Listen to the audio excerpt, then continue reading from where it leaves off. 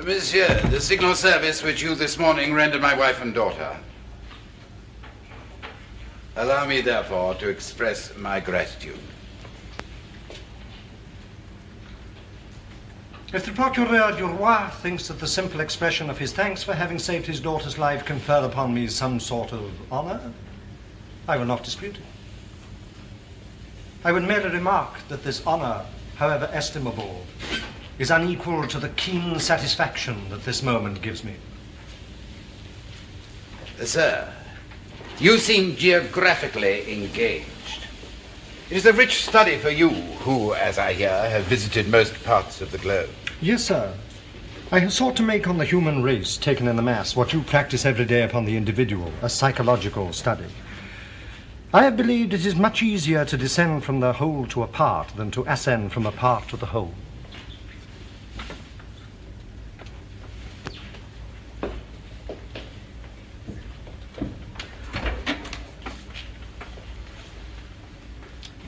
Sit down, sir, I beg of you. Ah, you philosophize. Well, sir, if I, like you, had nothing else to do, I would seek a more amusing occupation. Why, sir, in truth, man is but an ugly caterpillar for him who will study him under a solar microscope. But you said, I think, that I have nothing else to do. Now, really, sir, let me ask you, have you? And do you believe that you would do anything? Or to put it in plain terms, do you really think that what you have to do deserves to be called anything? Sir, you are a stranger to this country, and I believe a portion of your life has been spent in the Orient. Perhaps you are not aware how human justice, so expedient in barbarous countries, with us takes a prudent and well-studied course. Oh, yes, I am, sir. Oh, yes, I am. I know all that. For it is with the justice of all countries especially that I have occupied myself, and I must say that it is with the justice of primitive nations, that is, the law of retaliation, that I have most frequently found to be in accordance with the law of God.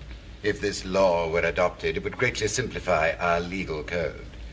And as you say, we magistrates would find ourselves with not much to do. It may come to that, in time.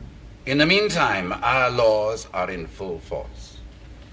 The moment you become an inhabitant of France, you become subjected to the laws of France. Oh, I know it, sir. And when I visit a country, I make it my business to make a study by all possible means of the men from whom I have anything to hope or to fear, so that in the end I know them as well, if not better, than they know themselves. So then it comes to the point that the Procureur du Roi of whichever country I may visit, whoever he may be, would most assuredly be more embarrassed than I. You mean that human nature being weak, every man has his faults? Faults or crimes? And you alone are perfect. Not perfect? Impenetrable. There is no greater mystery in the world than the mind of a man. Now you, as Procureur du Roi, may prove a murderer's guilt. In the process you will reveal the motive of his crime. His head will be cut off, and justice will have been done. That is what my function demands of me, that justice be done. Yes, no more than that. And what more, pray, do you ask? Nothing of the Procureur du Roi. Now let us suppose that your murderer is penniless and killed for money because he was hungry. Well, there are plenty of penniless, hungry people in the world, but they don't all become murderers. We can be thankful for small mercies. At least I can. But I am not clear of the precise nature of the point you wish to make. I am asking myself, what makes this man different from his fellows? What fault in the mechanism of his brain prompts him to a deed from which his fellows would shrink?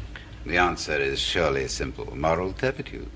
The fellow is a natural born rogue. Oh, no, monsieur. That answer is far too facile. Who amongst us has not been guilty at some time in his life of some secret act of which he remains forever ashamed? Ah, truly, the mind of man is a mysterious and dark continent. And you would seek to lay this mystery bare. You are in danger of falling into grave error.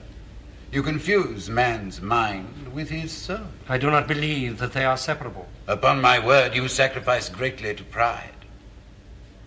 When a man would play God, the devil stands at his elbow. You detect in me the sin of pride. If I am mistaken, I demand your apology. But yes, there was, in the manner of your pronouncement, or so it seemed to my ears, a note of pride. Did I make any pronouncement? I thought that I'd merely made an expression. Then I judged you too quickly. In you, Monsieur le Comte, I perceive a superior being endowed with curious perception and remarkable powers of intelligence. These are qualities of greatness. I salute them gladly. I would only add this. You may be above others, but above you there is God. Above us all, monsieur, there is God. I have my pride for men. That's true. But I lay aside my pride before God, who has taken me from nothing to make me what I am. Upon my word, I've been so elevated by our conversation, I have not noticed the time. Conduct Monsieur de Villefort to his daughter. At once, Excellency. Monsieur, I look forward to meeting and talking with you again. Thank you, Monsieur de Villefort. I look forward to our next meeting.